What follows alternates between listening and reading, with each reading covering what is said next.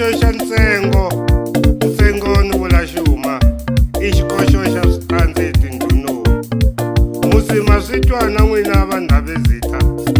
timeyara eka masipala mi hi tshikela yini misava leyi mi ngo tshama hi yona a yi nga ta za yi mi vangela timbhonya lomu swi tshan'winike tiko ro yeke hi ku koxa switandzi futhi n'wina a mo swi ba hi makatla mi swi ba hi milomo hikuva mi lava ngopfu ku dyela mi xavisela khume ra vanhu xitandzi xin'we hikwalaho ka ndlala ka vameyara ka hi ta xavelela hi ku yini hina hi karhele ku bota vamasitandi va khola wonge i nandzi mhana chaka vameyaro hambi hi ta mi hlonipha hi ku yini hi xavelela switandzi phela switandzi swa tilokixi swi gine ku nyikiwa hi vafi ni vabuli tindhuna tona a mi na rito nhlamulo hi yona hosi Ndhavezitha hinkwaswo swi landze vavazulu emasirheni hi kombela switandzi va Ndhavezitha.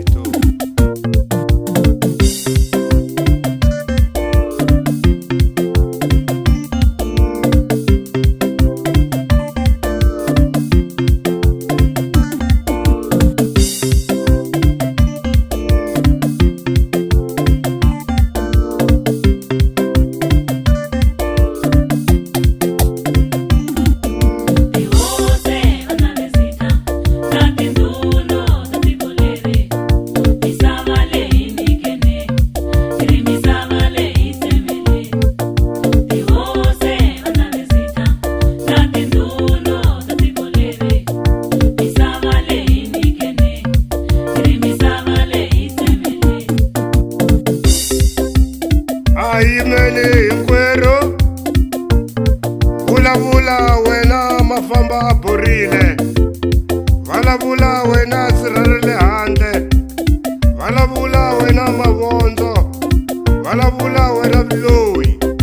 vulavula wena makwanga vulavula wena vilolo vulavula wena masirha vulavula wena mutwa hinkwerhu amukela haleno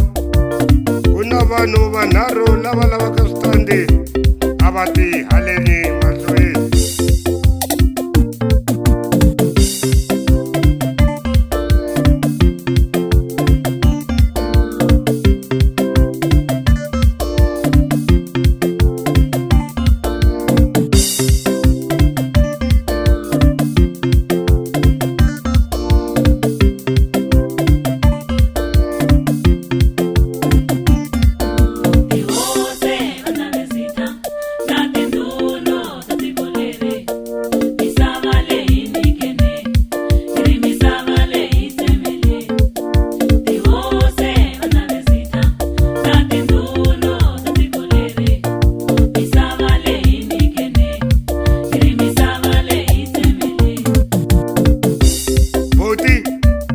Mani naswona huma kwini hi mina Msanyani Mtombeni ndzi huma eka Bungeni ra xilungu hi wena mani a ndzi na vito ra xilungu hikuva a ndzi milungu u na nsati ke hina xana nsati wa wena i wa n'wayini xivutiso xa n'wina xa ndzi tikela hi swona ja famba u ta vuya aka khorho leyi taka. A nga vuyi switandzi leswi hi lava ku nyika vana va hina a nga vuyi. Next hi n'wamani naswona mi huma kwihi hi Mrs Xongisa ndzi huma ka Mandlakazi eka N'wamitwa u kwihi mukhalabye wa n'wina xikwembu xi endle ku rhandza ka xona muhlekisani wa n'wina yena u kwihi a ndzi na muhlekisani va bava hikuva a ndzi ri wa ntima ndza ku hluvula n'hweti leyi nga hela va kwihi maxaka ya nuna wa wena a hi hlamulani hi vona va ndzi rhurhisaka ku za ndzi ta fika laha